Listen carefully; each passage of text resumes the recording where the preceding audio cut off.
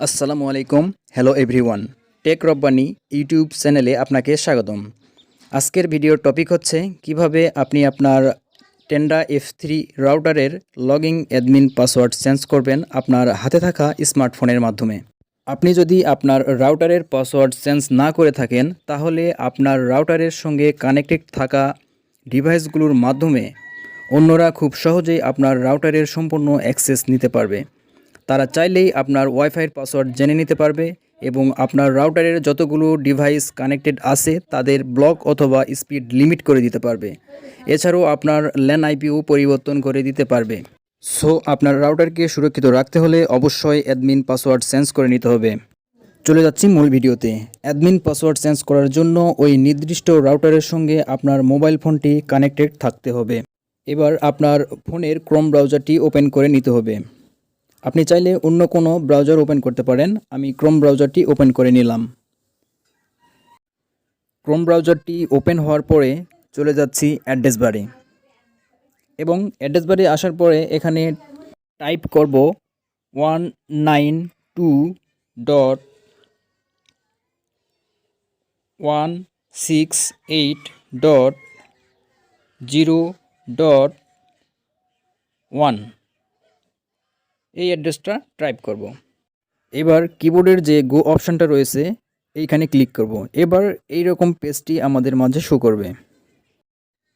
এবার login password নামে যে বক্সটি দেখতে পাচ্ছি এই বক্সে টাইপ করব অ্যাডমিন, ADMIN অ্যাডমিন। এই পাসওয়ার্ডটি টেন্ডা সিরিজের প্রায় সকল রাউটারেই থাকে। এবার লগইন অপশানে ক্লিক করতে হবে।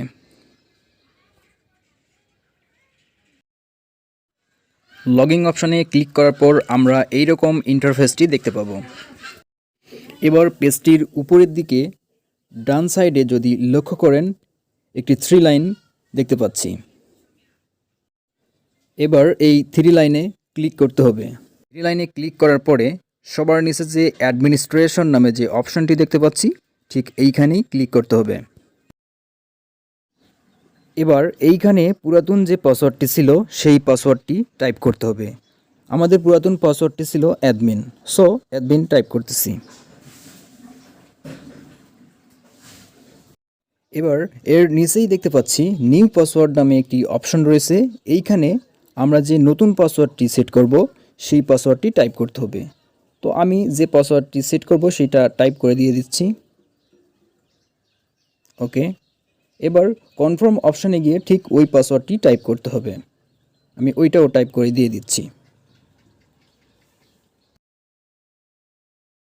কনফার্ম পাসওয়ার্ড দেওয়ার পরে আমরা যদি নিচের দিকে একটি লক্ষ্য করি তাহলে ওকে নামে একটি অপশান দেখতে পাচ্ছি।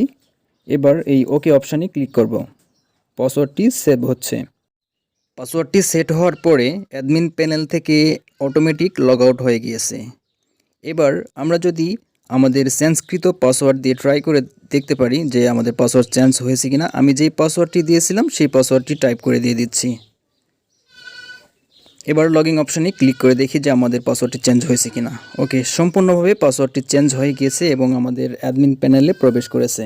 এভাবেই আপনি আপনার রাউটারের লগইন অ্যাডমিন পাসওয়ার্ডটি চেঞ্জ করে নিতে পারেন। ভিডিওটি ভালো লাগলে অবশ্যই চ্যানেলটি সাবস্ক্রাইব করে পাশে থাকবেন।